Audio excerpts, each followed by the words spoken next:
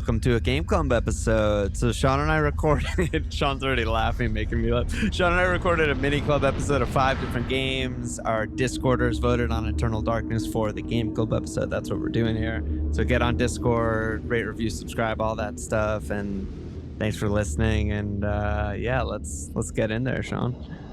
Hayden, what do you think about the game? Good start. I'm Hayden, by the way. Also known as Hack in the Discord. Welcome to the podcast. Welcome Hayden. to the pod, Hayden. You're probably, I feel like you've been on 3 episodes or something. Something like that. You're definitely the most back. common guest, I think. Yeah. Cool. Good job by you. Yeah, thanks for having me on again. So I suggested this game in the mini club call for games. And what I think about the game, so this is one of my favorite GameCube games of all time. Okay. I'm generally positive on this game. Yeah. But it has a lot of problems too. So I think we're gonna get into a lot of the problems. But overall, I like this game quite a bit. And I think, I'm coming in hot because it's like, because the back part of the game, I was like getting mad while playing it. But truly, in like surveying the whole game, I more or less like it, like in totality, and like what it's trying to do. Alon. I definitely liked it. I loved it. I had a great time. I mean, like, not to jump too far ahead, but Afram's question from the Discord was like, where would Eternal Darkness rank in the list of GameCube all-time greats? I never had a GameCube growing up. I never got the chance to play Eternal Darkness. I haven't played enough games to be able to be like, here's my definitive top 25 GameCube games. But I remember some. I don't remember most. I didn't play this when I had a GameCube when I was younger. But I feel like if I had, I would have been like, this would have been really influential on me. I would have been like, that game was fucking sick, especially at the time. Well, because I'm really going to have to watch myself on this episode because Hayden's already announced that this is one of his favorite games. No, but don't worry about it. Like, I want you to be honest and we want you to shreds. Because we want you to hate it. It has some problems. It has problems. And wait, just to answer Afram's question, I would say it's probably top 3 or top 5 for me. It's definitely not top number 1, but it's up there. Okay. I'm all tilted because like I usually try to be positive on the show, and like my honest feelings are like a little more complicated with this game. No, it's your turn to be the hater on this episode. That's sort of what I was thinking. Yeah, exactly. I mean, Sean, like, so correct me if I'm wrong, but I feel like your progression was kind of a mini club, like this game's cool and weird and I'm down to check this out. And then like the first maybe half-ish, you're kind of like posting a million quotes in the Discord, like, yo, this game, like, what the fuck, this game, like, blah, blah, blah. And then right around halfway, you're just like, this sucks. Halfway through the game, it started to get like, okay, because like without getting too into it, it's like clearly repetition is like a theme and design philosophy in the game. And like halfway through the game, the repetitions started to, it's not just the repetition that bugged me because I like the repetition in the game, but it's like halfway through the game, the game is divided into chapters. Should we do like an overview of what like the game structure is to begin with? That's just a good like place basic. to start. You play, ostensibly you're playing as someone in the year 2000 who's like the most modern person in a long line of a family. And the family has a sordid history intertwined with a book made of bones. And so the narrative conceit of the game is you're looking into the book of bones and reading about what's happened in the past. And like the things that have happened in the past are like chapters of the game where you play as different characters and you try to defeat evil. Darkness, if you will. Yeah, not evil. They actually, they don't really make clear who's the evil one here, which is kind of interesting. But I mean, playing maybe somewhere that's interesting to start since we are just shooting from the hip here is the playing of 12 different characters. I mean, first of all, I just thought it was kind of funny in hindsight that like one of our games in the mini club was Killer 7, and then one of the games is this, and you play like, a lot of different characters in both games. But yeah. The other side of that, I'm just curious what you what you guys think. Maybe Hack, you can start as like in a narrative kind of like story game. What do you think you gain from multiple characters versus one character, or vice versa? Like, what do you think you lose? Because one character kind of keeps you in the story and maybe develops the character more or something. But I thought the different characters worked really well in this game. Yeah, I agree. And I'll add that another reason I suggested that you guys play this game for Wide Flank is because I think one of the most interesting things about the game, aside from like the gameplay, is the narrative. And I know you guys like to talk about narrative in the games you discuss. Yeah. So to answer your question, I mean, one thing it lets them do is they can tell a story that spans like 2,000 years or whatever it is. You know, if there's one protagonist, that's not really possible unless it's like a time travel game, which this is not. Yeah, sure. Like, you know, the game starts in like, I think it's actually BC, so it's like more than 2,000 years. Yeah, it's like 26 you're like a BC to 2000 AD, I think. Yeah, you start as like this Roman guy who then finds the artifact, which turns him into like a monster, like a skeleton man kind of thing. And he becomes the main antagonist of the game, who's then like working for the next 2,000 plus years to like bring about the darkness, which what that means is what we'll get into. We'll get into it. And he casts a long shadow. Sorry, you go. Keep going. Keep going. And then so then the game keeps jumping around in time from between, you know, something BC to 2000 AD, focusing on different characters in 4 different locations. So the game actually only takes place in 4 places on Earth. Yeah. But you see each of those places at different points in time. Yeah. And I really like that too, because then you're basically playing the same level, but it's different because it's a different point in time. They move stuff around. Stuff is like in states of disrepair or not at different points in history. And I think that's kind of, it's like a cool environmental storytelling element.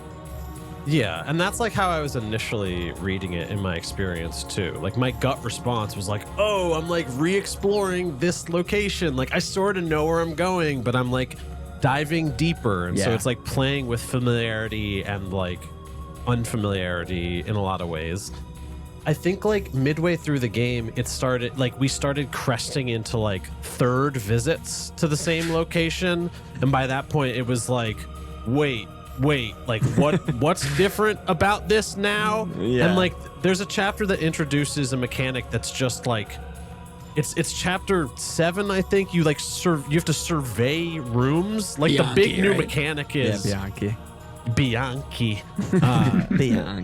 Bianchi. The big new mechanic is you have to look at rooms on a map. And it was like, wait, that is like, it felt like a really, really blunt objective for a game that had been like more or less successfully navigating like a good mixture between like blunt stuff and like more far-reaching brainy stuff. Yeah. It became like super blunt of you just have to go here to this room to do this. And it was just like, okay, I'll do that, but like, why? What? Like, why? Yeah. And an idea I kept coming back to as I was playing it was like, yeah, no, I get it. I get that I have to do this, but like, what? Why do I have to do it? Like I know that I can do this, but like I don't want to really. Yeah. Like it's so the way I would describe what you're saying, and I think this is a theme we're going to keep coming back to, is I would say this game is over-designed. I think they had a lot of ideas, and they weren't aggressive enough about cutting stuff out that wasn't that good because they wanted to get all the design ideas in there. Yeah. And I think this is a good example. It's like, well, we want an archaeologist character who's going to like have to survey these ruins or whatever, or ruins.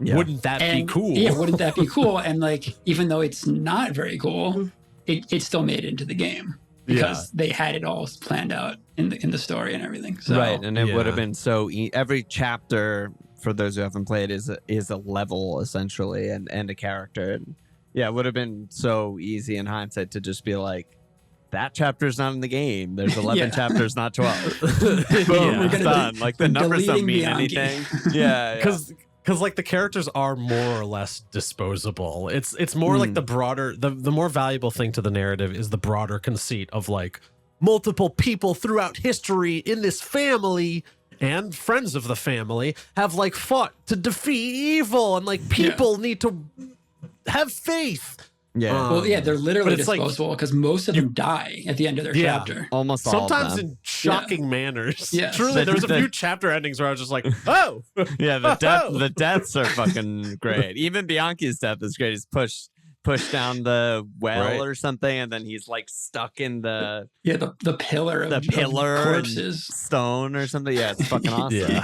But, yeah. yeah, and Another guy gets just like stomped by a giant monster. Oh, Like, That's my yeah. favorite one. Suddenly stomped. I like the head exploding. I think it's Which- Paul. His head just literally, or is it Paul?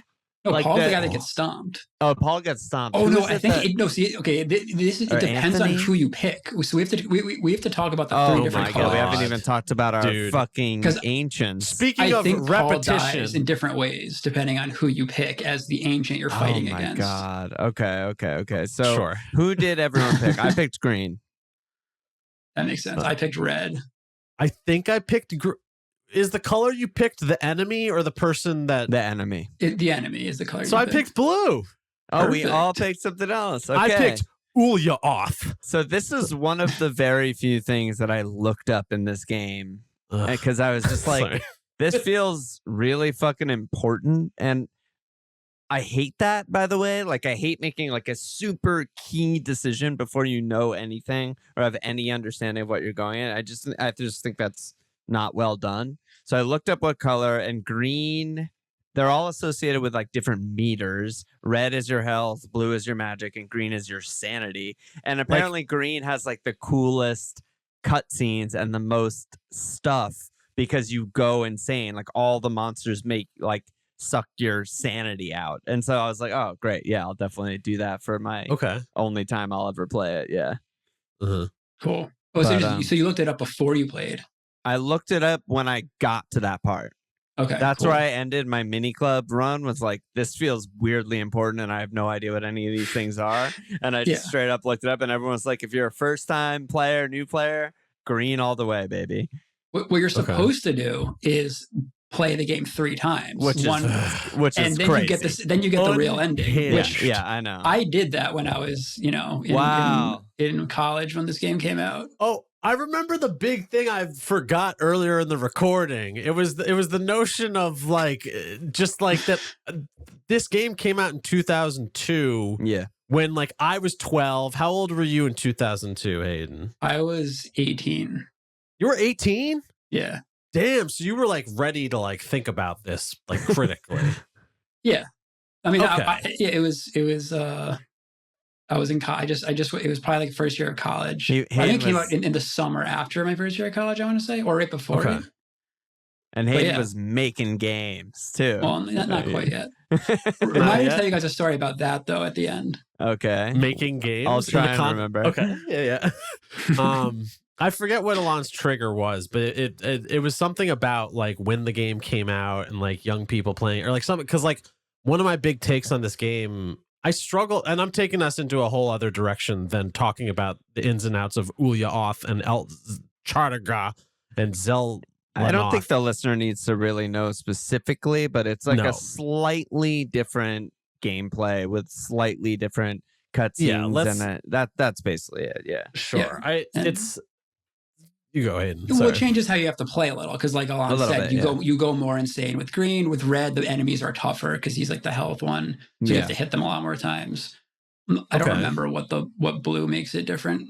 They're just Maybe probably just more trickier or intense something. magics or something like that, but yeah, in my playthrough, the reason we even started this is because in mine, the green one in chapter 7, when you're Paul. My literally my last note in my notes for chapter 7 is, yo, Paul's head just popped like a fucking grape. Like it Yeah. just goes like, Yeah. and So with it's- Chachuriga, Paul gets like stomped into like a bloody mess on the floor, Okay. and probably similar with blue. I think Ulyaoth, cool. it was getting stomped into the ground. Okay. So yeah. It's cool that With they're all different. Ulyaoth. though. And let me tell you, that chapter ending is so memorable. That's the number one thing I remembered from this game. Is Okay. that there's going to be a part where your character just gets insta killed by a Annihilated. monster, and you're just like, okay. Yeah, Sure. yeah. I mean, I love all the deaths at the end of pretty much every chapter.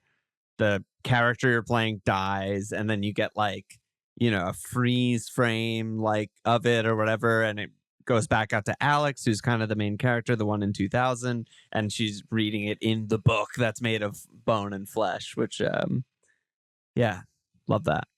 I don't know where I was going there. Oh, I think I was talking about multiple characters and multiple eras. But we're kind of still covering the overall game, right? Just like defining the game. So the other thing that we've mentioned a bunch of times we should probably explain is what it means to go insane in the game. Sure. Because that's a big part of the game, I think. In fact, you posted on Discord that it's patented by Nintendo. That's what a wonderful segue, Hayden. Crazy. I'd like to read right now United States Patent 6,935,954. Filed on September 3rd, 2002. It's a sanity system for video game. Ahem. A video game and game system incorporating a game character's sanity level that is affected by occurrences in the game, such as encountering a game creature or gruesome situation. A character's sanity level is modified by an amount determined based on a character reaction to the occurrence, such as taking a rest or slowing game progress and or an amount of character preparation. They're really covering all their bases, I think. That is, if a character is prepared for the particular occurrence, the occurrence may have little or no effect on the character's sanity level. As the character's sanity level decreases, gameplay is affected, such as by controlling game effects, audio effects, creating hallucinations, and the like. In this context, the same game can be played differently each time it is played. And I think that last line there is actually like pretty, because, I'm having fun reading a patent at length, because it's like, on the one hand, it explains what the sanity meter is. You see spooky stuff and your character goes, and then weird stuff starts to happen in the game. Also, if it gets to actually 0, you start losing health. Yeah. And that's when it becomes like actually like a problematic, like a design consideration, or like a game design consideration. What were your guys' favorite insanity effects? Sean, you go first. There was one at the end of the game where you get real small. Where you start shrinking? You go into one room and it's like all the enemies are small, and I was like, little guys. And then it was like, this can't be happening. And then I went back into the same room again, and I was small, and I was like, oh, this game's fun. This game's having a good time. I think the trailer for the next game. Did you guys get that one? Oh, not this playthrough, but I remember it. Trailer for the next game? So game? you literally like finish something. Like anything, I think it can happen at any time. It's the fake to be continued, right? Yeah, and it's a fake like demo disc. Yeah, so it's at the end of chapter 4 for me. Trailer for the game to be continued, and I wrote like I thought my ROM was completely fucked, and it just says Eternal Darkness. I think it's Sanity's Redemption. Sanity's Redemption. Yeah, coming soon. That's it. And it's like a total like splash screen of like an ad. And I was like, what the fuck? And that goes away. But I mean, just the mix of, I want to hear your favorite also, Hack, but like the mix of, it's like fourth wall breaking stuff like that, where it's just kind of like happens to you and not the character. And then there's also the fourth wall like moving stuff, aka like, it is including you in the fourth wall, where it's happening to both the character you're controlling and the player. Yeah. It's just like so great. Like I thought that they just like executed all that stuff. And it's kind of what the game is famous for also. It's known for. And it's like genuinely surprising often enough. Yeah. Like there was a few of them where I was like, wait, what? Oh, Eternal Darkness. You got me. Yeah. But yeah, Hayden, what was your favorite effect? Yeah, so I really like the one where you start shrinking. There's one where you kind of start sinking into the floor. Like as if the game is glitching out. I thought that's my own instance of like, because we don't need to get fully into this, but at a certain point in this game, I was playing with cheats on. I was using turbo. I was just like, I just need to get through this goddamn thing. That's so funny. But it was at a point where I was already using turbo, so when my character clipped into the stairs, I was like, "Oh, I broke the game! My game genie!"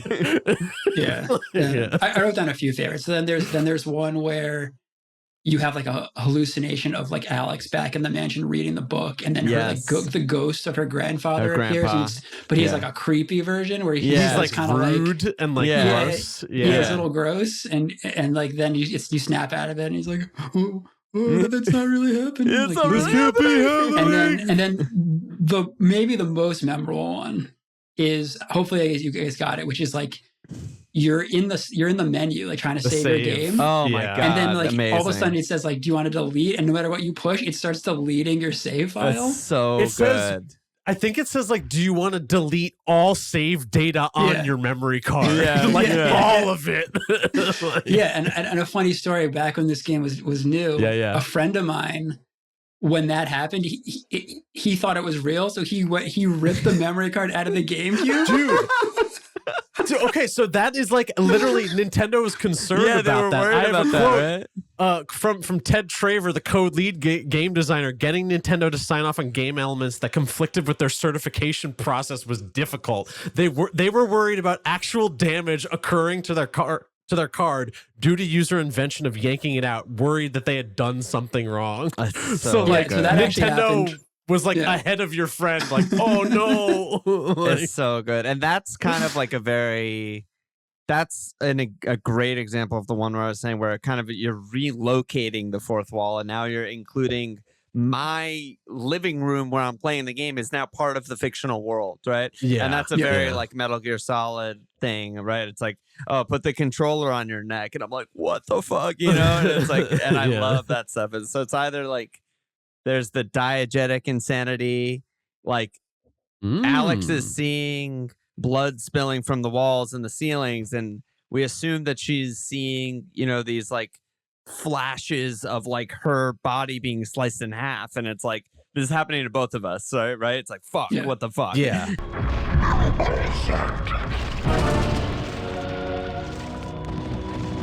And then there's the outside, the TV volume going down, the blue screen of death, and like deleting your save files. And I fucking loved it. It's so good.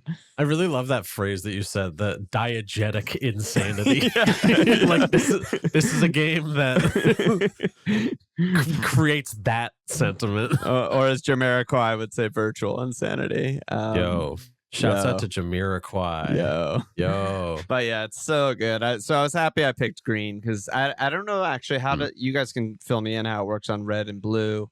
But every monster you see, if you chose green Xelatoth, like as soon as you see them or they see you, their eyes turn green and your sanity meter goes down. Okay, that was consistent. Yeah, but I think it's just more for green. Just more. Okay, I wasn't sure. It goes down more. And there's some of the enemies I was reading also, like the I forget what they're called, bone thieves, like the spiky mantis freaks. Yeah, I know what you're talking they about. Don't have the guys that jump on your face. Yeah, they don't have clear blue. They don't have heads if you went Xelatoth.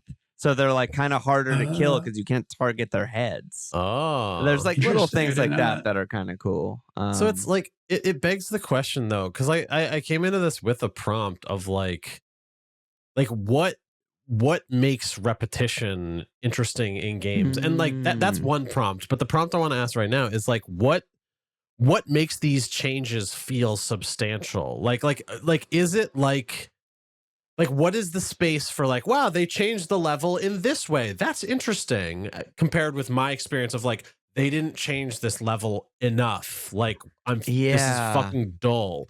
Like I'm having a hard time myself like teasing out like, because like cutting off the head, like an enemy being a different strategy, like that's like okay, well, like it's something.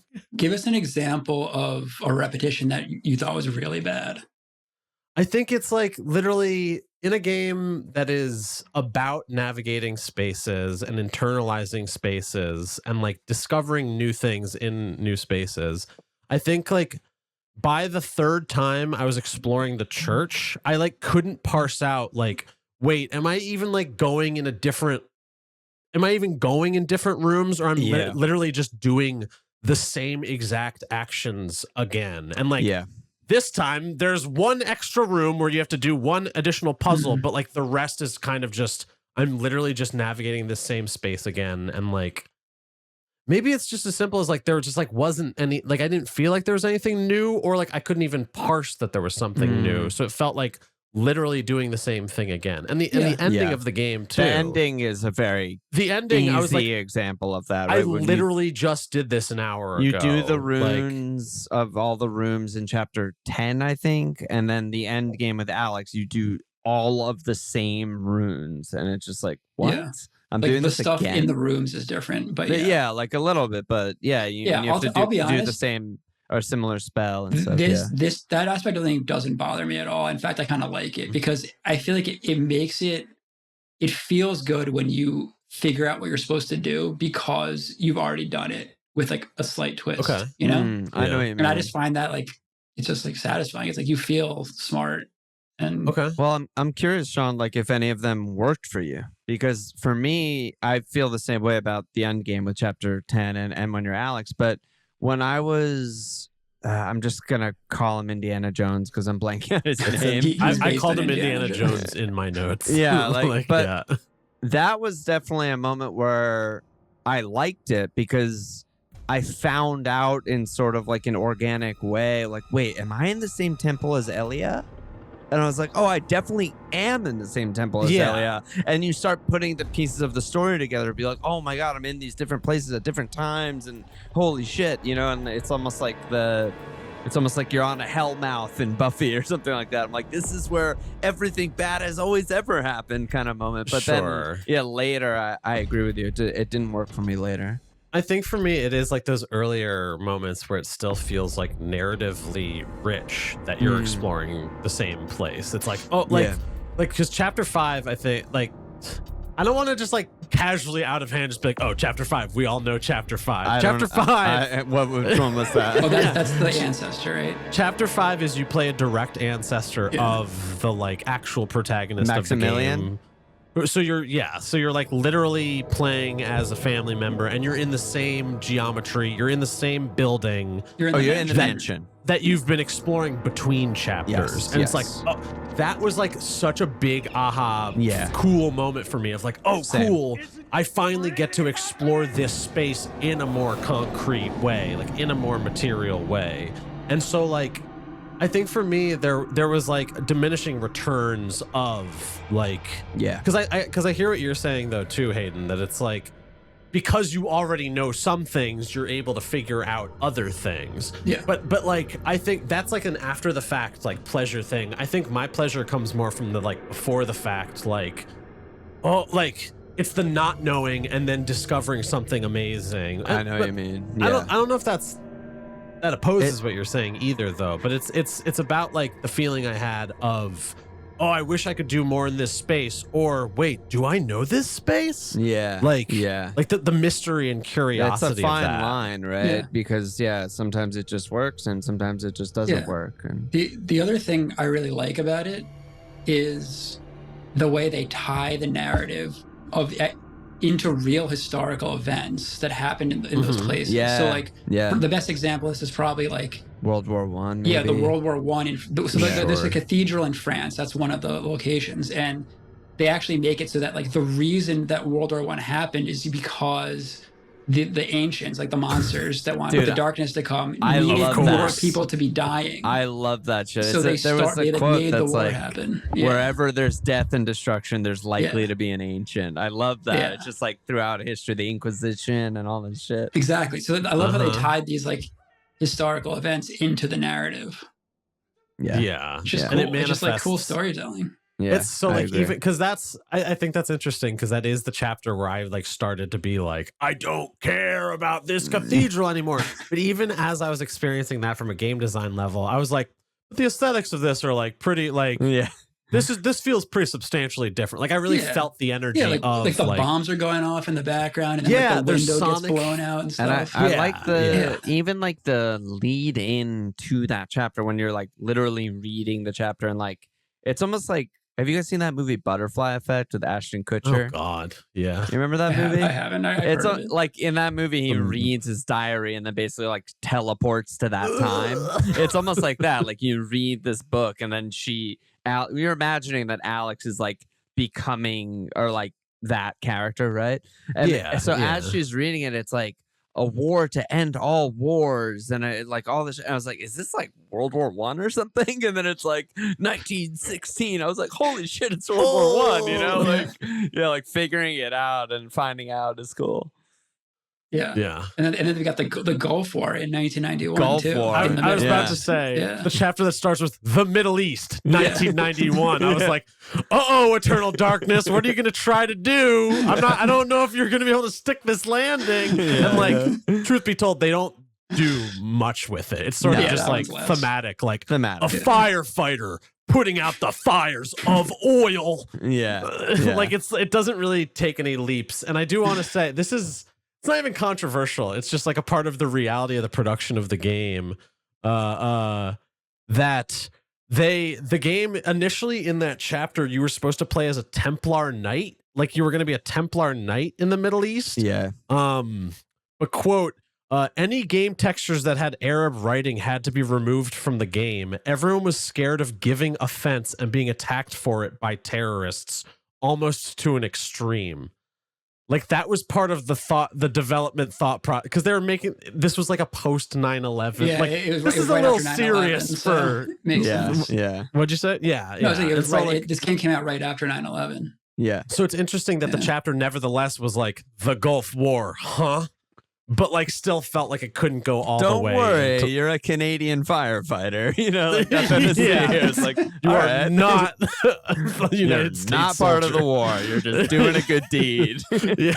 Oil burns. Gotta put that oil out. I do like how back to like sort of the multiple characters thing and how that works with like the narrative and stuff is. I personally enjoyed how like you become the character when you read the chapter, and then the first thing I did every time was just open my inventory. And you could like learn a bit about like the world that was being built with that character. And I'm like, okay, I have a fucking like the firefighter. He's like, I have like an axe and a headlamp and like whatever. And I'm putting those on. And some people, had, I think Kareem had like a weird like healing thing, talisman, a family talisman, and he had blank on everything, throwing weapon and stuff like that. It was just cool. It just the photographer had the flash, the camera flash. Right, like just a little bit of world building that I appreciated. No, there's a lot of detail in the game. That's there like is. impressive. There's a lot just in the game. I mean, it's the game is like. And maybe that's something that like I took for granted with the game, because I hear what you're saying, Alon. Like that is interesting on paper. I'm like, that's cool. That's cool. But like, truth be told, I like never threw a single shuriken. I never used the camera flash to like blind any enemies. Yeah. Anytime that a puzzle was, I had to use an item in my inventory that I should have looked at closer. I was like, oh, shut up. Like I was being.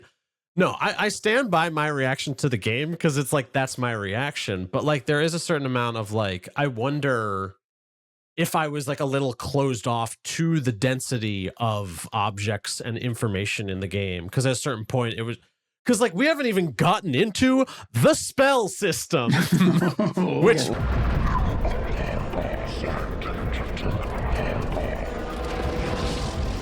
right off the bat, I saw the spell system and was like, I don't know about this. Like, and so the game, like, and we'll talk about it in more depth. I just want to speak to my experience just a little bit more of like, I hear you that like the aesthetics of those objects and indeed how they relate to the game design, like are genuinely interesting, playful things. Like, ooh, what if I do this? What if I do that?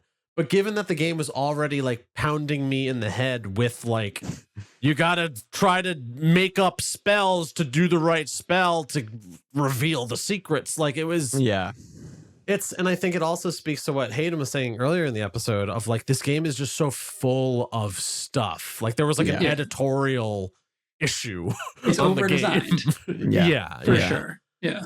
And like those design elements are like interesting in and of themselves, but like as a sum total, it was just like, bro, I don't care. There's definitely a part of me that just like with no context provided at all, I just admire and sort of envy anyone that just fully fucking sends it. You know what I mean? Like they have this vision and they're like, this is the fucking game. They go for it so hard. And personal experience, like I'm too embarrassed to go for anything that hard, you know what I mean, to like show that much of like myself, and it just yourself. the game you can tell that the team that made this game like really put everything they had into it, everything, especially because then the company kind of imploded after this game came out, but we can talk about that. We're not going to talk about, I don't think we're going to talk about that. It's a little it's a little dicey. Yeah, I like how committed to the narrative bit the game is. Like, I like how even as I was getting frustrated and being like, I don't care that blue defeats red. I don't care. It was like, I still am able to be like, but that's what it is. It's like the magic system reflects the demons, which reflect the objects, which reflects what you're doing. Like, at its best, the game is like tossing around all its components, and you are immersed in it and just like playing the damn thing. There are multiple beats in this game where I was just like, yo, like this is a video game, and I'm my curiosity is being like stoked and sated. Like I want to keep going. Like, I'm gaming here. Yeah, one of my favorite details that they put in. I mean, tell me if you guys noticed this. So you know the trappers, like the little creatures, enemies. That when they hit you, they get warped to this like other dimension. That frickin' dimension. There's 2 puzzles where you have to summon a trapper and then move an object out of the way. And but when you go back into the trapper world, those objects that you moved are in there. Just sitting I love that kind of stuff. Yeah, that's just like they really thought about everything here. Yeah, that's nice. It's so cool. I loved both of those puzzles. Even though the obelisk one, I was like, how the fuck am I supposed to know I can teleport an object? But you know, that's a different point. But, and that's another good example of like, that's the kind of repetition I like. Like the fact that you have the same puzzle basically twice. Yeah, the same flavor text of like, it's only big enough for a dog or something. Yeah, exactly. But I like that because it's like, I remember this. I know what to do. Yeah, it affirms your experience, kind of, in a way. Hayden, what do you think of the spell system? Or do you want to describe the spell system first? Because it's fucking crazy. Okay. God. So the spell system. God. I love the spell system, but again, over-designed like crazy. Like crazy. So the spell system is you find runes. There's like 12 or so magical runes, all have different names, and they they all have different names and like some made up language. Like my favorite is Paragon. Yeah, Paragon. They all have like a translation. So Paragon means power. Yeah, and there's one that's like dispel, absorb. But there's all these different like verbs basically. Yeah. And then you find these over the course of the game, and then you find these like circles. There's like, or really like polygons. So the first one is a triangle. There's 3 spaces on it. Eventually, you get a 5-pointed one and then a 7-pointed one. So the way you get spells is you have to like mix the runes together to make spells. So, you know, a really obvious example is like if you want to recover one of your 3 bars, like health, magic, or sanity, you have to mix like absorb, self, and then the rune for the color that you want it to be. So like Chaturga is red. So if you want to regain health, it's Chaturga, absorb, self. Yeah, and then you hear it in a demon voice going, and then Chaturga Naruka Santa. Yeah, the corresponding monster speaks the words out, and the runes appear on the floor around you, and then the spell happens. Excuse me, it's an ancient, not a monster. Oh, sorry. Yeah. It's not a ghost. It's not an alien. It's not a demon. It's an ancient. And to that point, like I like that there is a system built out that's kind of intuitive, like. Yeah, like heal self or like whatever. You can sort of logic it out. Like, my favorite thing about it is that because it's this system, even though the game eventually you find the scrolls that just tell you the recipes, you don't have to wait to get the recipe. You can just make the spells yourself and figure it out, and then it just is like unlabeled. It's just like spell 8. So you can get spells like way earlier in the game than you're kind of supposed to have them. And that's just cool. I mean, it's fun. It makes you feel like a badass. Like as soon as I got the runes that lets you do magic attack, I made the spells. Like, all right, now I'm zapping guys from a distance, you know? Yeah, because it's just what is magic attack? It's I think it's project area. Yeah, I think that's it. Project area. Yeah. Yeah. No, I mean, I think that it's a really cool system. I never played Breath of the Wild, but I know you can like cook different foods. Like it felt like that kind of thing where I was like, this feels like when I initially got it, I was like, this feels like I'm supposed to be making new spells up all the time. Yeah. But then you try, or at least me, I tried and it just did nothing every time. And I was like, oh, I guess I need the scroll to know how to do it. Or like, I just was so unclear to me where I was choosing like the color. And then I'll do like, protect. And I'm like, oh, it doesn't do anything, whatever. Well, that's why it works, is because there's a lot of constraints on what you can do. So every spell is it's always one of the 3 or actually 4 colors. Yeah. And then I got that. Mantarok. We'll talk about Mantarok. I got Mantarok. But anyway, so you pick, it's always one of the colors. And then it's always just 2 verbs. 2 things. And when you get the 5, right, then you get the 5 and the 7. The extra spots are always just power. Yeah. So it makes it more powerful. And the other thing that's cool is that because there's more runes, it takes longer to cast. Yes. So the more powerful spells cast longer. And the other thing that we should mention is while your spell is casting, if you move or get hit, God. It cancels it and you lose the magic. If you move, okay, let me just. It if spends you move the magic and you 1/100th of a centimeter, you lose the magic and cancel the spell. And if anyone knows, you're playing on a fucking joystick that has natural like recoil. And so the amount of times that I'm just choosing myself, and then like I just let go of the joystick, which is enough to move 1 centimeter and cancel the spell. I was like, so you get used to like lifting your finger off the stick first, then cast your spell. It's fucking crazy. So that's the magic system. Yeah, I don't know if I missed the explanation, but I looked it up after the fact. And the way that it explained it, I don't remember if it was the manual or something else. The way they explain the magic is you need an alignment rune, which is the colors. Yeah. You need an action rune, and you need a target rune. Those are the 3 that you're always picking, and then on top of that is power. And I feel like it didn't actually explain that ever in the game, even though there are a lot of like pop-up tutorials. Really. But if it said that ever, I would have been like, oh, okay, I kind of understand how this is supposed to work, way earlier. I didn't realize that the 2 other were divided into target and action. I didn't realize that until you just said it. So it makes sense. Yeah.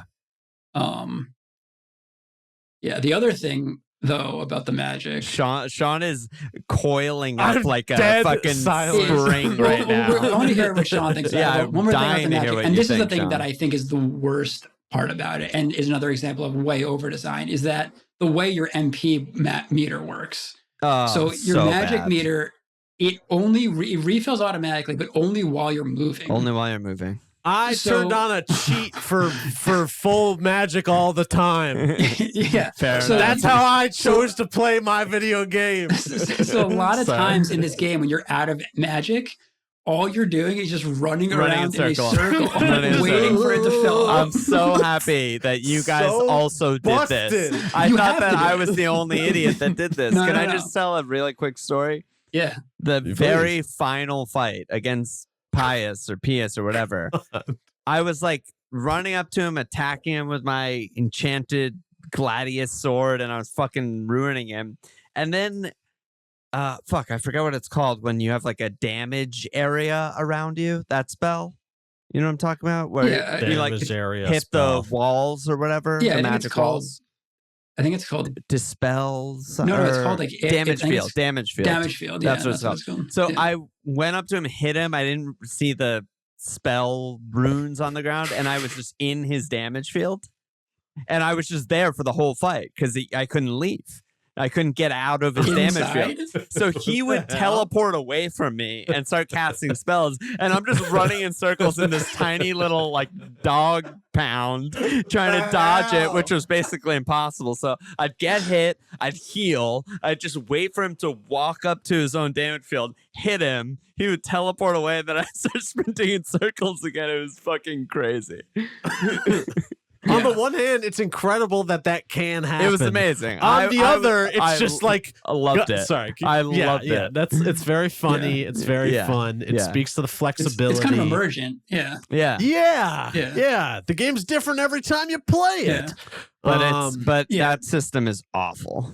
Yeah, because it's over designed. Because I tell myself that the reason they did that is because they wanted to have a reason why you needed to cast like blue magic pool, which is like the spell that makes you slowly regain the resource over time. Because like that's basically the fix. Is once you get magic pool, you just I was just always casting blue magic pool.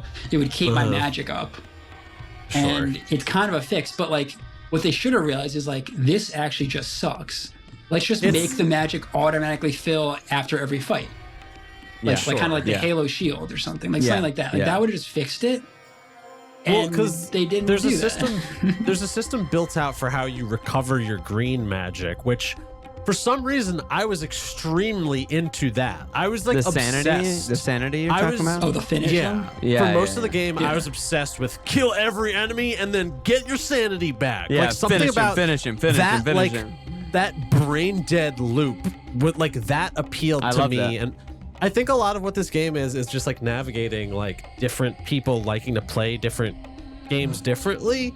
And like I want to like celebrate that this game has the space for all of that. I think where I bristle is when the game is like, you literally can't do this without like really exploring this like pretty opaque system. And it's like, I don't want to have to learn this. And it's like, that's why I try to bring in like a bigger question. Like there's a bigger question for me of like, how much do you need to learn for a game to be playable at all? Like I recognize that like, it's not totally fair to a game design to just be like, well, I don't want to learn that. Yeah. At the same time, my experience of playing the game is like, if that stops me from playing the game, like that sort of feels like maybe a design problem, possibly too, of like, how do you make this system more because like the mystery of the system is fun, but like the lack of legibility of it or the imposition of it, I'll tell you when I first, because the whole time I just let you guys go back and forth about what you liked about the magic system, and I was like, I don't want to rain on their parade. No, Sean, tell us more what you think about the magic system. I want to hear you. Let it all out. And you guys are being very kind, being like, no, hate out loud, which like I don't like hating out loud, but no, I'm gonna hate out loud. The point is that when the game presented me with like, there's all these different pieces that you can combine in all these ways, I was like, this is gonna be a goddamn skill tree. I don't know if I've said this on Wide Flank, but I like quite famously, like, I don't give a shit about skill trees in game design, because it's just like, I'd rather just have all the mechanics and play with them than like, ooh, what if I put blue into jump higher? Like, who gives a shit? Like, let me jump higher. I don't care. No, but I also respect the fact that it's like that can feel substantial. Whatever. I'm speaking from the heart. So when the game is telling me there's all these different things I could figure out, it stressed me out. It basically was like, fuck, I'm gonna have to learn so much just to play this. And then I was comforted when I saw in the menu there's 15 spells. Yeah, that's it. And I was like, oh, okay. These aren't like, this isn't some wildly over convoluted system, really. It's just like there's 15 items that are doled out, and like you internalize the items much as you would like internalize the spaces of the game. Like the game does want you to think and like immerse yourself in it, but it also wants to be like played like pretty immediately. And I think I wasn't even gonna make a connection between how much I obsessively killed like every enemy, and like why, I don't know. By the end of the game, I was just running past enemies because I was like, I don't care anymore about anything. I just want to like finish this. But it's like, I think like the fact that there is I was able to wrap my mind around like, okay, these are specific, like these are keys to locks essentially. And like that felt more manageable to me than like, imagine anything and what would you do? And like, I don't know, because I tend to well, let me ask you this. I'm getting lost in the sauce now. No, but I want you to keep going. But what did you think of how to get the powered up versions of the spells, You had to manually make them every time. So stupid. Insane. I thought it was so stupid. It's just like, Insane decision. If the solution to make the spell is just slot in 5 of one, it was just like, then why? Yeah, exactly. Like, Vargas. It was just like, why is this even in here then? Yeah. And then the 7-point spells. Every time you get a new spell, you just do. You gotta Paragon, and then put the 2 in. Yeah, it's just data entry. It's like data entry, but this is the perfect example of something I was going to say earlier, which is like, I totally understand your perspective on everything, Sean, and I really don't disagree with like anything you're saying. I'm not, but insane. No, definitely not. But like, it's funny how much all of these little things matter or don't matter, depending on your enjoyment level at the time. Because like in my actual notes, I'm like, oh, I have to add all the power level 7 spells now. It's kind of data entry, but it's kind of cool. I don't know. I just love this game. But like, I can see if you're having a bad time, you're like, are you fucking kidding me? I have to do this right now. When I was having a great time at the start, like it was a red flag very quickly for me. In my notes, I think I wrote like, this feels like a skill tree. And like the actual reality of it was somewhere between like full and like, oh no, this is legible, this is learnable. Because like it is. Yeah. I didn't hate having to like use the tools. I think I hated feeling like I had to learn a lot. Like which makes me feel like kind of a brat, but like also I don't know. I think games are defined by like, what do you have to learn in order to start playing the thing? Like we talked about onboarding on the GLHF that we just did, right? And that's part of it. Truly. And going back to, finish. I've been going on. You go. I was saying, going back to what Alon said about like kind of based on his mood and enjoyment at the time, he's like how he felt about it. I think that's kind of getting at my thesis about this game, which is like, this is such a video game. Like all of these experiences, like the fourth wall breaking insanity, the fact that like as a player with all these frustrations, like you kind of go insane yourself as a player, just like dealing with this bullshit. I started losing it. Like all of these experiences like can only come from a video game. Yeah, it's true. You couldn't make an Eternal Darkness movie and it would not at all be the same as this. I mean, and like we haven't even talked about, should I solve the puzzle? Press A for yes, press B for no. That happens 100 times in the game. Shit in the game where it's just like this is so like weird and dumb and annoying. And like it's making me want to smash my controller, but like that's the point because you're playing a game about going insane. And the game makes you go insane. When you're feeling good, the annoying shit is kind of cool, and you're like, oh yeah, I get it. But if you just died with forgetting to save after like 30 minutes and you have to replay 30 minutes of the game, you're like, this is the worst fucking game ever. I'm never going to play it again. Done. Yeah. And that's just like, so it's the game is very like self-referential in that way. It's like the game's giving you the experience that the characters are having in real life. I think I want to bolt onto your thesis, like a little bit of one of my theses, which is like, it's a game with like a wide spectrum of experiences, which I've talked about a little bit. That's like, you can play it blunt, just like, I'm hitting everything and getting my sanity meter back. Or it's like, I'm going to ponder everything and look in every nook and cranny. I kept coming back to the idea of like, this game is simultaneously, often like at the same time, it's like a big brained game and a very small brained game. Totally. And it sways wildly from like, wow, this is really thoughtful to like, this is so fucking stupid. Like, what is this? And like, maybe it is like an intentional, like just like disruptive experience or like or maybe it's a reflection of being over designed. I'm not sure, you know? Well, that's the big question is, was it intentional? Did they intentionally do all this dumb shit to make you frustrated? I don't know. There's no way of knowing. But does it matter? I don't think it matters if it was I think it was a happy accident. But yeah, video games, like kind of, I was referencing this article I read back when we did a Metal Gear Solid episode, and that's where I'm getting a lot of this good, diegetic insanity type of stuff. But one of the things they say in there too is like, only in video games can you fulfill the dual role of audience member and performer on stage. Totally. Right. And that is this game. Totally. Like, it's like it's like exercising that all the time.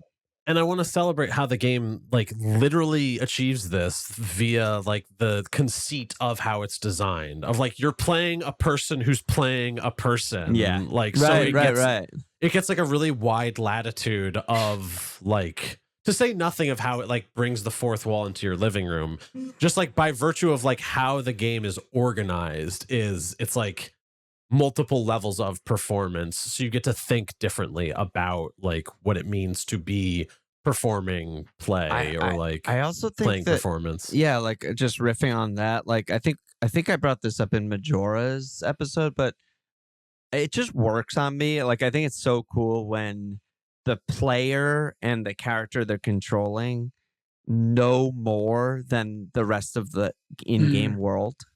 Like me and Alex know way more than anyone else that's going on, that's playing right now, right? Me, when I'm controlling someone, it's like in World War I, I'm like, I know everything going on. You idiots don't know anything going on. And I'm part of the big thing. Yeah. And often enough, the script leans into it. Like a lot of the characters you play are just like, what? Like they're like humble or schlubby or innocent or like it's there's, and I think like it's Alex is the character who is like the vessel for like putting this all together. And like that is like an interesting, effective choice. Totally. One thing that makes me think that they did know what they were doing is the fact that if you run too much, your character runs out of stamina and then you can't run anymore. It's so like that killed me. Serves that killed for me. no purpose but to frustrate the player. So that had to be intentional. Apparently, I read after the fact, stacking on if your you brain. do the magic pool in the red color or the purple color, your stamina, you can like infinite run and swing. I didn't know that. Yeah, that's cool. I read it after the fact. I was like, oh, so there is a purpose for magic pool, you know. There you go. By the way, Royvis. Did you guys pick up on the Royvis? Only after I read someone else. Did you discover this organically? No, is it a word backwards? Savior. I just put it together. Savior. I didn't know that. Yeah. Think about it. That's one of those big brain moments. That's huge brain. It's one of those moments that makes you think. Well, speaking of big brain, I do wanted to get this in somewhere. Bomber's question, which I just thought was really funny. It's just you can put you can put the paranoia mechanic, sanity, etc. into any game in video game history. Which game are you putting it in? And Dan, that's a great question. Dan replied The Sims, which is hysterical, obviously, but I don't. Very good. Does anyone have a good answer? Because I think it's such a good question. My gut is to just like say Mario and then make a joke about it or something. Like genuinely answering it. I don't know. Hayden, do you have a genuine answer? I wanted to think of a really good answer to that, but it's got to be a single player game. Yeah. Let's come back to that at the end. Okay. Let's come back. I think it becomes. We can come back to it at the end. I sort of have an answer, but we'll come back to it at the end.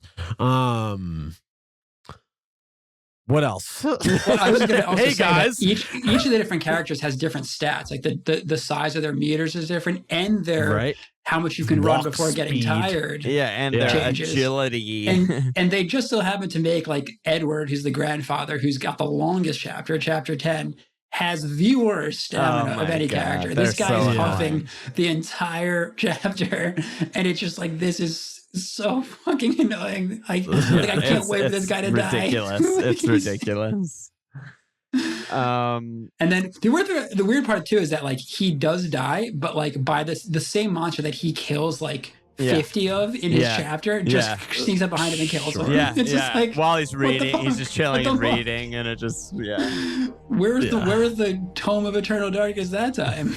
He left it in the office. I was gonna take it in a direction that I've had cooking somewhere. I feel like I don't fully have it fleshed out, but I feel like the most underrated, like I'm calling it a character, even though it's not a character in the game, is just the camera. We haven't talked about the camera and the controls. Sure. We mentioned in Mini Club, like it was very notable to both of us, Sean, that it's not tank controls. It's not tank It's controls. kind of Resident Evil. I'm in a mansion, but it's not tank controls. But it's entirely fixed camera. Like I don't think the player can ever control the camera. You can never control the camera. But it's a polygon based. Where it differs from Resident Evil is like Resident Evil is like flat pre-rendered. No, it moves. The camera moves. The but camera not by you. moves. Sways, but you don't move it. So much. And they use it well because they give you a lot of these angles where it's like you have to walk towards the screen, and it's scary because it's like, well, I'm walking into an enemy right now. I hear enemies. You hear them. And you that's, just see that's I'm looking great. PS in the eyes, and I can't see shit. Yeah. Especially Or when you- visual. Go for it, Hayden. No, I was going to say you hear the trappers, which are so annoying to get hit by because they bring you to that other world. So every time you hear them, I just get the gun out and I'm just like, I'm just going to target shoot. I don't see them, but I'll just get them. Well, The auto targeting works. Right. I forgot about the sneak mechanic until you need it in the last chapter. Yeah. I had to look that up. But I was blown away, honestly, at the camera. Like there were so many moments where, because I've complained in other games where I was like, why am I the DP of this movie? You know, like why do I have to control every shot of this movie? It's like too much. But the camera isn't tank controls, but it kind of is sometimes. Whereas like the way the camera moves, you never actually change the direction you're running in. Right. So like you'll be going down a spiral staircase and the camera moves in a way that you're just holding right the whole time, which is kind of tank controls like. And it just moves. It has all these dramatic swings and turns and zooms, and like it cuts to if you do a finisher on the last zombie in a room, it like it gives you like that hero shot, and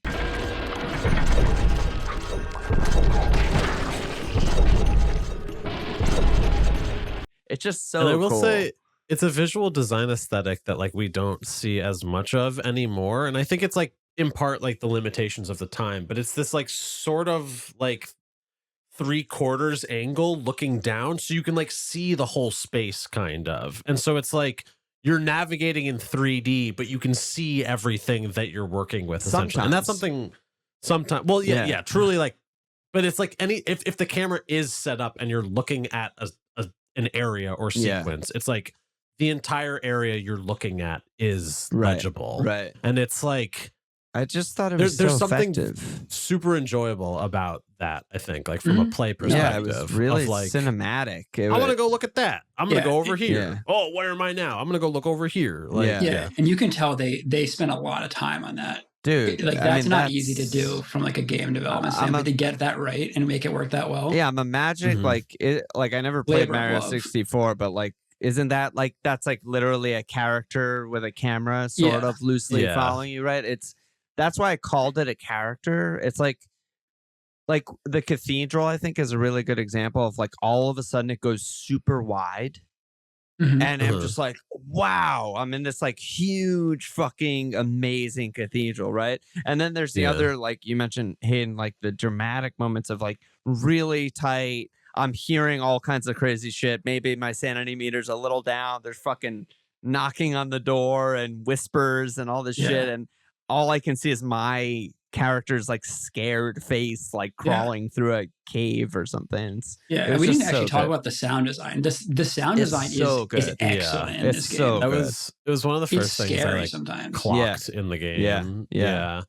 Like, and I think I'm basically of the mind that like audio cues are way scarier than visual cues. Because like visual just like, he's all bloody and fucked up. Like, oh no, what happened here? Is like, it's like, okay, fuck this. But like there's something about audio cues that's like, you sort of know what's going on, but you don't know what's going on. And like, like one of the insanity effects, I don't know if we mentioned it, is like knocking. You hear like a knocking. Yeah, on the Alon door. said that in Discord. Like that is so scary. It's actually terrifying. I'm playing fucking 3 a.m. These headphones on in the dark. There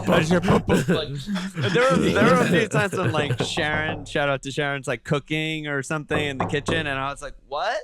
And she's like, I didn't say anything, and I was like, what the fuck, you know? And I'm playing this game also late at night every night. And I have a newborn baby in the room next to my office here. Oh, and there's so I have a baby monitor. So like there would be times where I'm like, I take my headphones off. I'm like, wait, was that the baby crying? But it wasn't. It was the game. I was just like, this is unbelievable. Fucking with you. And that's the wall moving incredible shit that they just like. they took it to a level I've never seen or experienced, and I really, really appreciate it. And yeah, I mean, to your point, Sean, I mean, I think there's only the one jump scare in the entire fucking game.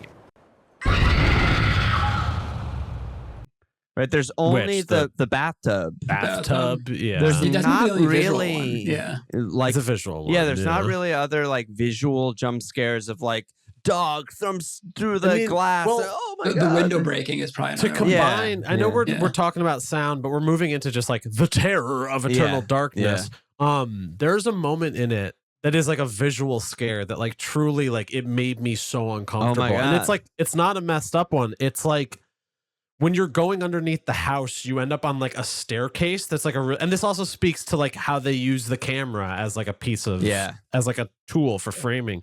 Like you're on this just like really wide shot staircase and you're like descending this staircase and it's like getting darker as you're descending. And what I wrote about that is like it felt like a primal fear. It was just like I don't want to go down. Like I don't want to know what's down there. And that's completely rendered by visuals, you know? Like it's not like you hear like a scary sound down there. It's just like you're going to keep going down and it's going to keep getting darker and you have to go down. And it's just like no. Like no, I want to be up. Fuck, man. Yeah, so Totally. the game, like, do you guys think the game was scary? Like, yeah, I think so. I think it is. Yeah, Like, as far as definitely. video games go, I think it's got Resident Evil beat on like the Yeah, I think so scariness. too. I think so too. It's much more creepy, also, which is like creepy is more scary than scary, kind of, right? Like creepy, weird, like sort of what you were saying, Sean. Like a little like weird audio thing is way scarier than like jump scare fucking zombies behind me. I'm like, oh, okay, I'm gonna kill the zombie that's behind me, whatever. I don't know where else I'm going to slam this into the episode, but I want to read a quote from Dennis Dyack, who's the director and producer on the game. Ahem. When I initially read it to Alon, I did a whole voice, but now that I've summoned it, I feel like it's a bit too much. Whatever, I'm just going to do it. Eternal Darkness is definitely an epic storyline, as a lot of our games are. It's a very classic struggle between good versus evil. Whereas the Resident Evil franchise has sort of B-movie plots in its games, we're going for a deeper, more classical approach. You won't see this as a B-movie horror scare. It's a psychological thriller.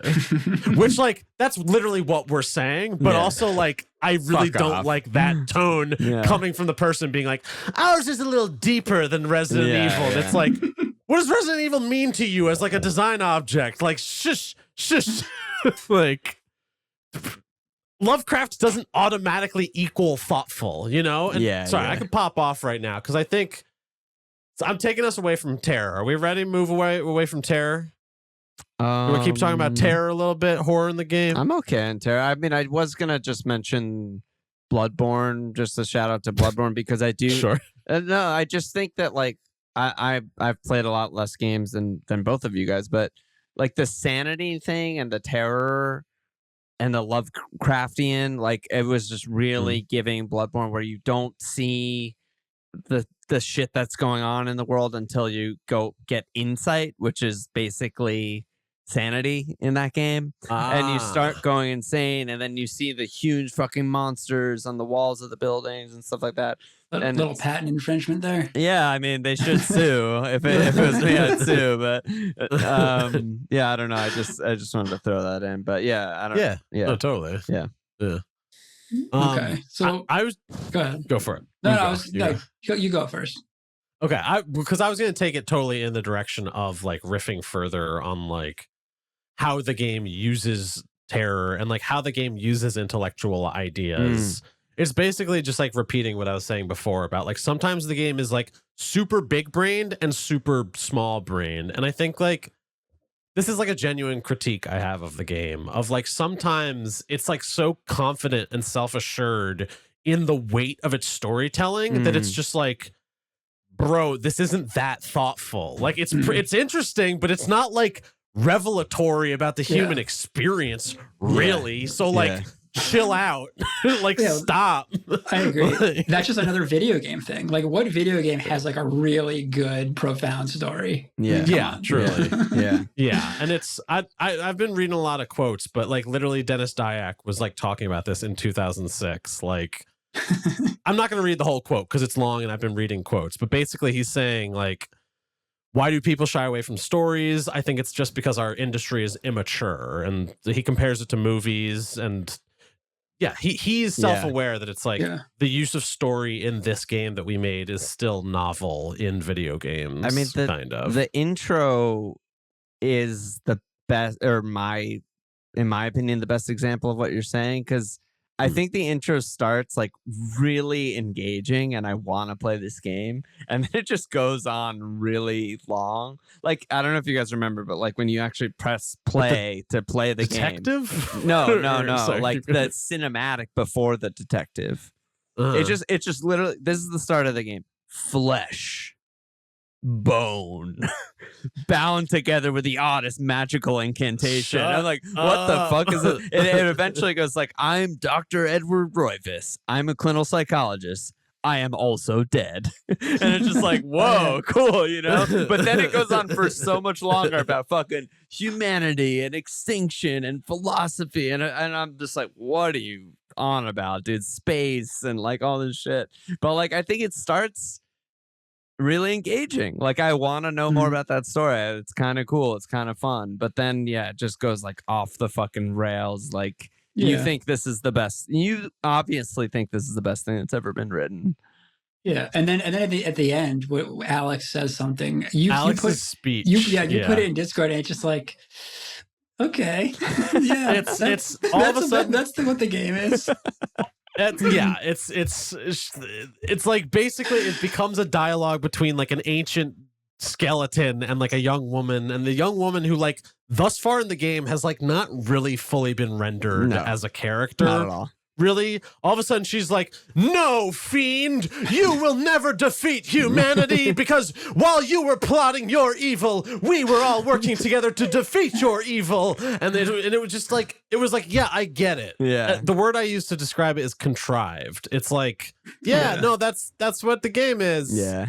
Like, yeah. And she has a funny line at the end where he's like, you put it in Discord. I don't want to mess up. I was a fool. Humans will never give I was up a or fool whatever. once too, or something. Yeah. I mean, Like, I was a fool. there are a lot of really, well, good is just like too vague of a word, but there's a lot of like interesting and funny and kind of cool descriptive flavor text in the game. Like, I kept being like, I kept stopping my game and being like, this fucking rules, and like literally like transcribing something as it's going, or like taking like, this urn has been glazed with a deep red shellac, giving it the sheen of a bloody heart recently torn from its host body. I was just like, fuck yeah, dude. Like, metal, sick. But there's also so much like corny, dumb shit. Yeah. The kitchen is as empty as the library is full, a reflection of her grandfather's attitude. Always learning, reading, studying, rather than eating. Like, it's simultaneously like, this is sick, but also like, what? What did you say? So good. Oh, I didn't eat much. Yeah. Oh, okay.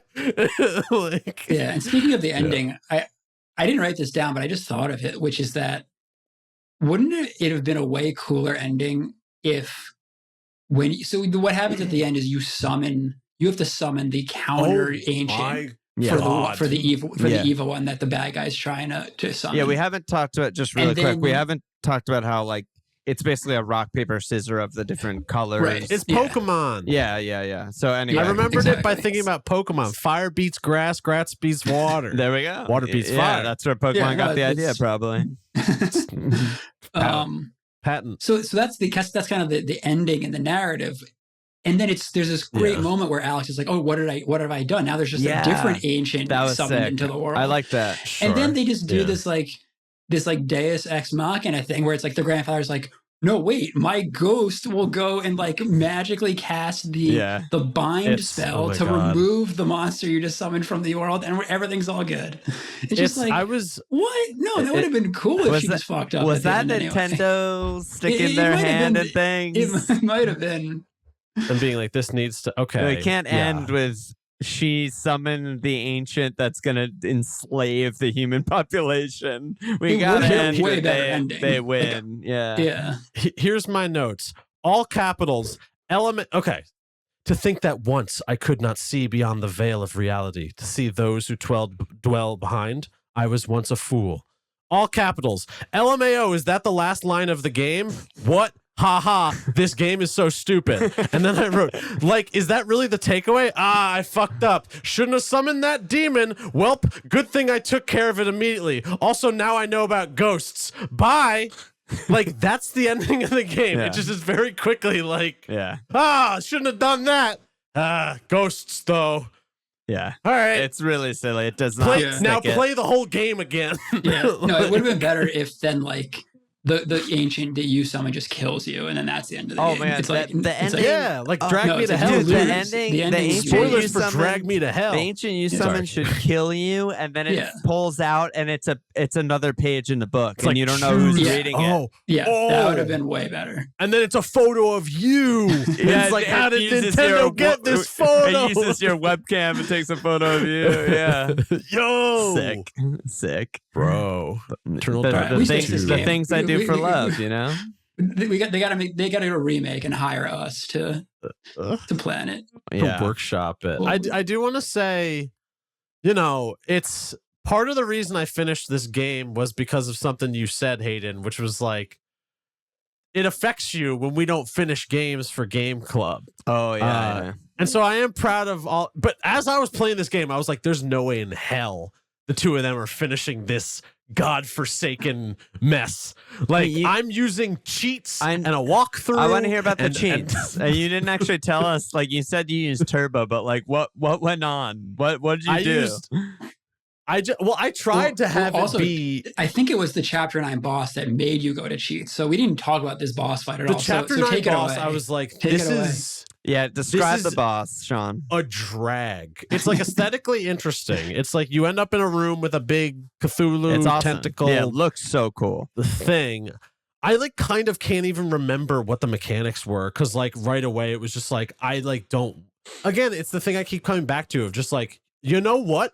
I don't want to have to figure this out. Like, you should have figured it out. You should have figured it out, game designers. I don't have to figure it out. Yeah. Because like truly, because like what is it? It's like starts very straightforward. It starts very straightforward. And it's shooting balls at you, it shakes, then you gotta do a spell on it. Like, but then it starts like moving pieces around. I played it the most recently, so I feel like I can describe it. The first thing to note is you get a new spell or a new scroll called Magical Attack very soon before the boss fight. So and in the room before it, it's like, you might need it'd be interesting if you used Magical Attack to fight enemies. Like, very like Zelda core, being like okay, I have to use this to kill the boss. That's fine. Yeah. And the boss is 3 stages, and the first stage is the most. Can I say one more thing? Yeah. The boss literally says to you, when you try to shoot it, it goes like, "Oh, puny human, you can't hurt me with bullets. Nice try, though." Like, the game stops to have this demon, like, just speak to you about, like, your bullets are ineffective on me. It's hilarious. Just so you know. Sorry, keep going. No, so you go in and you have your magical attack queued up. Maybe you even put it in your quick spells. And you dodge an attack, you do a spell. You dodge an attack, you do a spell. It is a Zelda fight, like straight up is Zelda. And you just easily destroy it. With your first time, I'm sure we all beat the first level of it or whatever. My gut. Speaking of Zelda, there's a classic Zelda design mechanic, which is like boss enemies will shoot a ball at you and you hit it back. Reflect it. Yeah. So in this, I was like, I gotta hit the balls. I know this. I've played video game. And it's like, no, fucker. Learn my rules. Sorry, keep going. No, you're good. And then the problem starts with the second phase. So it's doing a spell. You see it putting the runes on the ground, and you hear the ancient casting a spell or whatever, and it summons some zombies. And obviously, you don't know what to do aside from like, maybe I should kill the zombies, and you're also dodging some attacks. But everything I did for legit like 10 minutes, I couldn't damage the Black Guardian, the Chapter 9 boss. Yeah, he never starts. He flashes when you can hit him, and he never flashes. And he never and flashes. It's a very he never flashes, and it's a really tight. Yeah. You have to be close enough to hit him with magic, but not close enough that he stomps on you. And it is like, like the perspective of the camera is such that you can't really tell the depth. Sorry, and also the zombies. This is where the game broke me. The zombies in my emulation of this game were not attacking me. And in every video that I looked up, it was like, oh, just wait for the zombies to like walk towards you and attack you and then cast your spell.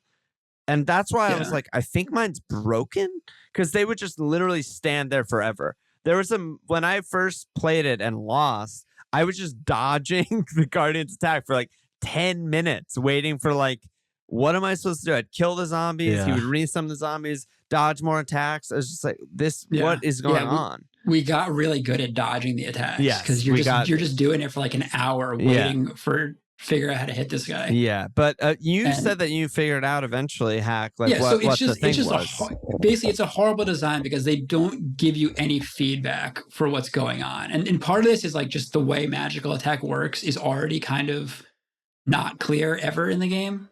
Mm-hmm. Like in terms of how many targets will hit and how do you choose the targets that it's going to hit.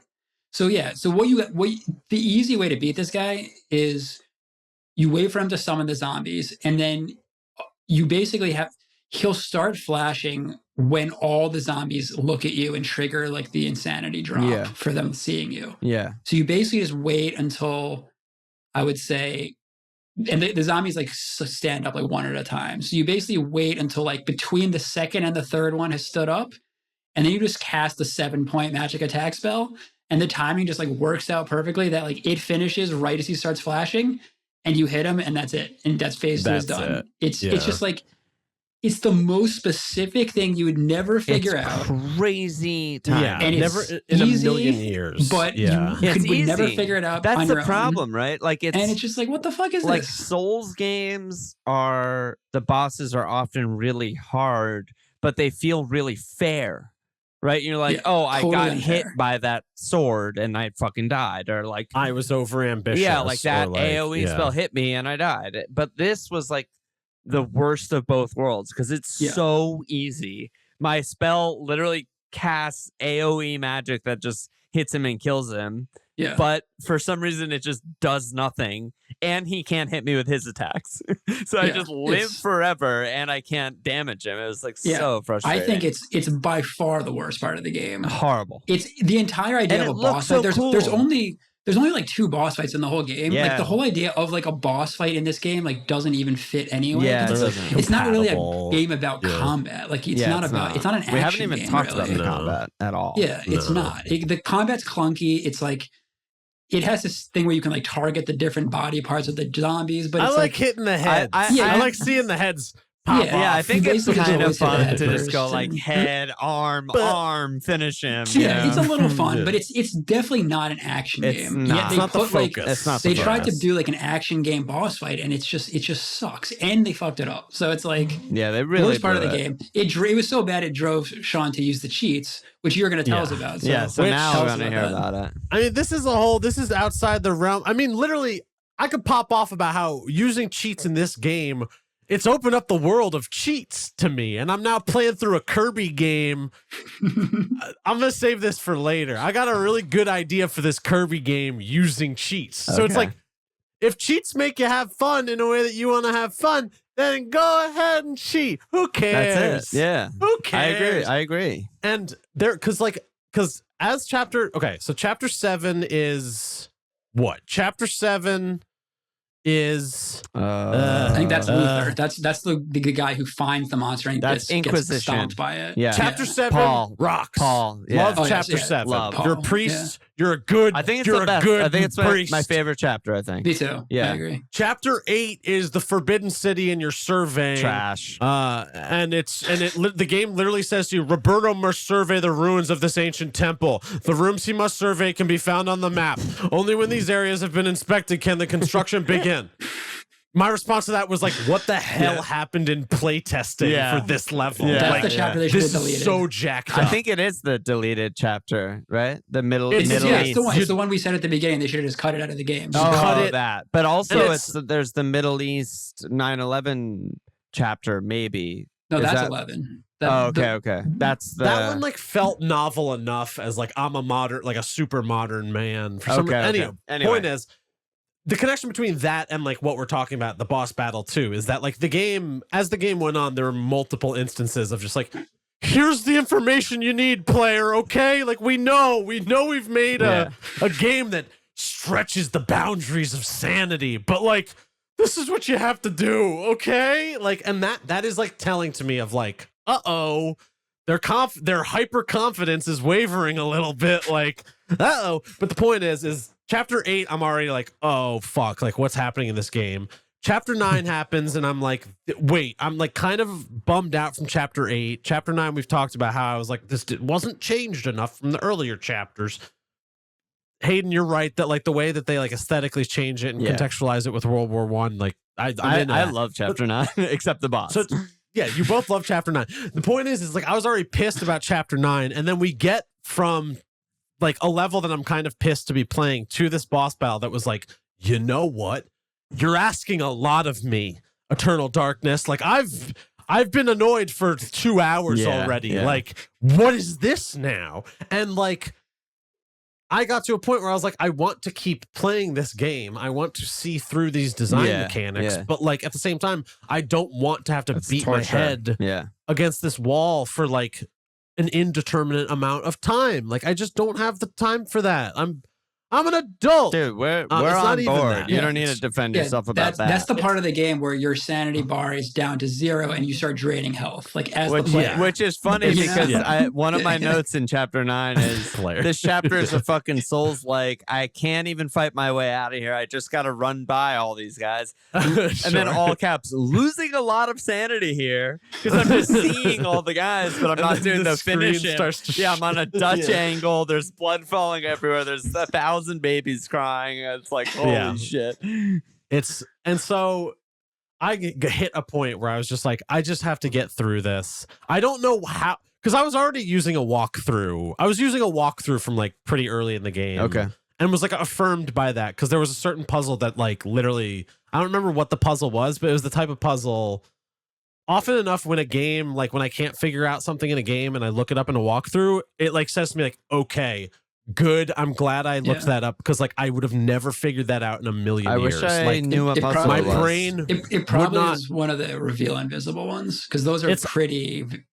Dude, they're pretty annoying. Yeah, we could have had a whole conversation about like what's it called in Zelda, the lens of truth syndrome, where as soon as you get an item that lets you like reveal secrets, it's like, well, why don't I use this in every single room in the entire video game? I can find it if I just search for the word million. Wouldn't have found use it the in guide again. A million years. Oh, use the guide again. Give me a fucking break. I was supposed to knock on all the caskets of wine. I guess there was an audio cue, but never in a million years. Never was I just like, maybe I should knock on every casket of wine. Yeah. Like it was just such like an opaque. You guys obviously figured did it out because there was like nothing else to do. There were like 2 trappers and like 8 barrels of wine, and randomly you could examine the barrels of wine, and he knocks on it. I was like, what the fuck? So I killed the trappers and I just knocked. And maybe there is something to learn about the game that's like if you can interact with anything. Yeah, because it's kind of like probably if important. you can examine, if you can press B on it, that's like the thing to do, right? Yeah. But that's fair enough. But for where my brain was, it was just like, oh, I was never gonna put that together. Your sanity meter was bottomed my out. sanity meter. You and Alex. So like So that's chapter 7. Yeah, I am out. The chapter 7 is where I was like, okay, like I'm just going to use a walkthrough because like that's going to make my experience better. So I'm already using a walkthrough for a while. I'm still liking the game. I get to a point where I'm like, I kind of don't like this design, but I'm using the walkthrough. I'm getting through it. But then I get to the boss and it's like, you know what? Like I can't learn the magic system as well as the game wants me to. So I'm just going to. I wanted to have more cheats, but one of my cheats didn't work. The cheats I wanted to activate were never lose health and never lose magic. I was like, I'm just going... There's a modern difficulty setting in a lot of games that's just like story mode. Yeah, where like baby mode. You just like move through the story of the game, you know? And the existence of that speaks to like, you know, different people want to do... Anyway, I'm going on and on. The point is, my cheats Which cheats did you use? Yeah, okay, go. Were... never lose magic, and then I combined that was the only hard cheat I used, and I combined that with liberal use of turbo. So like I mapped heal health and heal sanity, and then would just like run around and like trigger the, because like at a certain point I was also pissed too about how long it took to do the spells, and I was just like, I don't want to sit around waiting for these spells all day. I want to play the game. I love the voice and the sound. And I wish I had the patience, but I didn't. But what's funny about your cheats is like it kind of doesn't even help you beat that boss, which is what we were saying earlier, which is that it's such an easy fucking boss. It's just if like you know what they just made a mistake with like emphasizing this ridiculous timing. That's what's annoying about it. And I will say, as much as like cheating, it's cheating. It's breaking the game. It's like it brought for chapter 10, I was like back into the game. I went from being like, fuck this game to like, oh no, I'm playing this game. I just and that speaks to me and like how I think about doing things. Like I'm way more into like, I want to solve it my way than like I'm going to have to learn your rules. Yeah. Well, so once I gave myself some tools, it was like, okay, I'm playing the game again. And then it fell apart again. But like, you know, in a single player game, you're only really cheating yourself. So, it's all good. No, but I mean, I'm depriving myself. Damon's like, I think it was Damon. His like philosophy on like, again, it's always bringing back Bloodborne, but he was just like, yeah, I look up everything. He was like, this game fucks with you so much. I don't so you have to care about it. Yeah, I'm just gonna fuck with it back and get the best weapon and get like all this shit. And if that's what makes you enjoy and play through a game, I'm all for it, you know? Cool. And I think, like I don't want to get too metatextual about this, but it is something that like Alon and I have been talking about like game, like I'm springing this on Alon. Like this isn't really pertinent to Hayden or Eternal Darkness, but it's like I think we're gonna try to figure out like a different way to plan for game club games, because like the pressure of like playing through an entire game, like I think it's like I had a grand experiment with wide flank of like maybe wide flank's the thing that's gonna push me to complete games that I never would have. But there were so many times playing this game where it's like I would have turned off this game so many times already. Yeah. And like I'm pretty glad I finished. I'm trying to be nice. I don't know if I'm glad I finished it, because during the end cutscenes, I was just like, what? I said this to Alon off mic. I was like, I kind of want the demons to win. Who cares? Like this, let the skeleton win. Yeah. He's cool. Like whatever. Like I wasn't locked in by the end of the game. And so like I think I want to try to emphasize on game clubs, like it's more about just like playing the games how you want to. I mean, but that's why I've been talking for a long time. How you guys doing? I mean, it's turned into an on-air meeting. But it's well, I only had one more thing on my notes I wanted to ask you guys. Yeah. Which is something that I didn't understand in the story. So at the end, in the last chapter, when you're back to Alex, who drops that box off at the door? I think they give you the sword and the fireman. Yeah, I think it's the firefighter. But doesn't I got something to go do. But the cutscene right before that, he gives the box to the grandfather. Oh right? Yeah, true. And then he's like, I got to do something. But then like, what does he have to do first of all? And then why does the grandfather not have the box, and why does he have to drop it off? It's almost like it's a mistake. Yeah, that's true. I didn't really think about Yeah. it that much, but it was very weird. All It of a was sudden, there's very a weird. doorbell and a package. I'm glad it I was wasn't like, just me. what? Speaking of aesthetic narrative weirdness in the game goes way out of its way to be like, I carefully picked up the object using cloth, so I didn't touch it. Anytime you pick up a cursed object, the game is like, they're not touching it with their hands. Yeah. Don't worry. It's like, because the guy touched it with his hands at the start is like that. Is that the logic of this lore? Like, I don't care. Like, it's fine. Touch it. Yeah, I didn't have that much more in my notes too. I mean, I have like a million pages of notes of while I was playing. I was just typing every 2 seconds. I was going to my fucking notes and typing. But you know, I think we covered all the major stuff with the game. I've been trying really hard to think of a good answer to that question in the mailbag about like what game I would want insanity effects in. I can't think of something, but I'm gonna think of something and write it in Discord. You later. have something, Sean? I promise. I think it's not even a specific game. It's like specific mechanics I would apply it to. Like, I think like if you apply insanity to like level geometry, that could be like playful and fun. Like level geometry changing in ways that you can't totally parse or like you're second guessing. Because like a lot of how this game functions is like, I'm internalizing this space. I know this space. Like this game does not mess with geography or geometry or space really. All the insanity effects are more like flat or audio oriented. And the idea of like, wait, where did the door go? Like I've definitely played games before that like mess with, like they move doors around kind of. And that effect always like makes me as a player feel like really unsettled and like, wait, what's going on? Like, so I don't know what the game exactly would be, but like any game that uses like exploring spaces as part of the game design and then like applies manipulation to the physical spaces kind of or something. Yeah, similarly, I mean, I kind of have a cop-out answer, but it's like any game that I loved, I just think it's so good that it would just like add something on top of it. Like I was looking at like past game clubs or something just to refresh my memory, but I'm like, oh, if there was like a symphony of the night thing where like shit started getting fucking crazy and creepy, like I would have loved that because I love that game and it was great. Or any like survival game, like we did Subnautica a long time ago. Like if like as you're running out of one of your meters or you're hungry and you just start seeing like hallucinations and hearing crazy shit, like I think that would just add to it. Like I think in most single player games, I think it would add something, honestly. Yeah, like I thought of an answer. I thought it's kind of a semi answer, but do you guys know the game Luminous? No. It's like a Tetris like. It was originally on the PSP. Yeah, dude.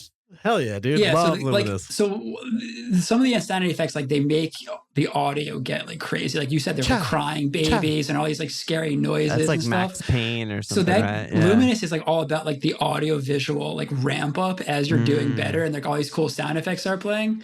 So it'd be cool if there was like a creepy Luminous skin where it's like everything just starts getting like way more fucked up and scary as you're doing better in the game. And it just like, so that's the best I got. It's that's such a sick. I would have never like thought about it in the context of like a puzzle game. I was trying to think of like an answer like that, like outside the box. Yeah. Well, I mean, it also brings to. No, I was just gonna say like even a game that has scary elements but really emphatically doesn't lean into it would be like. But it's a game that I still think is great. It's like Ocarina or something. But imagining something like that where when you see the like Dark Link or Dead Hand, like it's so much more hardcore. Like obviously Nintendo would never like do that in a Zelda game, or the Re-Deads or whatever. But I just think like I guess what I'm saying is like horror games are sick and like any game with like a creepy setting it would fit. It would add a lot. Like it would be good. And like Majora's like there's already enough fucking crazy creepy shit, right? It's like overkill. But any game that has it's sort of like vanilla and doesn't fully like dive into the creepy stuff that it's presenting, I think could be enhanced with something like that. Yeah. Cool. All right. Yeah. I think we're getting towards the end. I'll tell you the story now. Oh, I said yeah. at the beginning, I had a And story. end it on Tell the the story. End it story. on the story. So you mentioned earlier that in college I was learning game development. So that's true. So I knew I wanted to go into the game industry after college. Uh-huh. And I mostly really like Japanese games. Like almost all the games I loved were from Japanese developers. Like I'm not going to move to Japan. So I was like, you know, a game I love that's made by a North American company. It's Canadian, but I was like, Eternal Darkness, made by Silicon Knights in Toronto. There I was we like, go. I'll move to Toronto. So I actually applied to work there, and they rejected me. I didn't get the job. But that was actually a blessing in disguise, because we mentioned that this was this company's last game, and they tried to make another game after this, and it didn't go well. So look that up on the internet later. Yeah. So I never worked for this company, and thank God. Hey, but maybe it's good that you did. But you might have worked on Metal Gear Solid Twin Snakes, which they did make. Oh, they did? They made it after this? Yeah, I forgot about that. It's like basically a remake, right? No, I played it. I forgot this. I forgot Silicon Knights made that. Yeah, I think you're right. But that's sort of a remake of OG Metal Gear Solid, right? So it's not like their original game. It was okay. It didn't. It kind of. I think it basically took the MGS2 mechanics and put them into MGS1. I see. Okay. Which kind of broke it. It made the game like way too easy. I see. Not as good as the original. Yeah. But you're right. I forgot about that game. So maybe I would have worked on that. Maybe you would have worked with Kojima or something. So that would have been cool. Yeah. Wasn't meant to be. Wasn't meant to be. No. The ancients didn't interfere in that part of history. He probably would have been a bad boss. Let's be honest here. I think that's almost for sure. If Sean, let's just put it this way: if Dennis was on for a dev talk and Sean said, "Dennis, how do you rest?" He would have said, "I work 18 hours a day on my masterpiece. That's how I rest." They absolutely crunched on this game. I'm not trying to open the conversation back up, but like they crunched on this goddamn game. They didn't finish the boss in Chapter 9, that's for sure. That's for sure. That was a little rushed. Maybe that's part of the wide flank experience, is creating crunch for ourselves. Maybe that's good. Maybe it's good to sleep under your desk. No, crunch is bad. All right. Well, Hack, great to have you on again. Great suggestion, by the way. This was fun. For the mini club. Yeah, thanks for coming on. And, it's a game where there's a lot to talk about. There's a lot to talk about. For those of you who have never played it, who are curious, give it a shot. I think there's definitely some Souls influence. We spoiled right? the whole game. So, we spoiled the whole game, but like just from it's like one of those things where I don't think it's like the best game, but you know when someone recommends you a band and they're like, oh, like they started this genre or whatever, but it's like they're not like the best band, and I don't love the album, but like they kind of did a lot of things that people copied or whatever, or started a genre. It's sort of like that for me, and like I'm like, Souls definitely took stuff from this. Like Bloodborne took stuff from this. Lots of games took stuff from this. The patented insanity system alone is like worth the experience. It's worth playing with. It's not a very long game. It's like maybe like 10 to 15 hours, maybe. But if someone didn't want to play the whole thing, I would say pick the green color and never recover your sanity. Yeah, just play on the insanity zero sanity the whole time, and just experience all of that as much as you can, and then you can stop whenever. And I'll say, as negative as I was being about the game, I still think it's like a very worthwhile like thing to move through. And like see the parts, and like if those parts vibe with you, you know, like it's like it feels like a bountiful game if you want to engage with those pieces. And like much of my playthrough was just like, I'm gaming here. I'm curious. Like what's going on? So like trying it out is worthwhile. Yeah, for sure. All right. Thanks, everyone. All right. Bye-bye. Thanks, guys. Bye.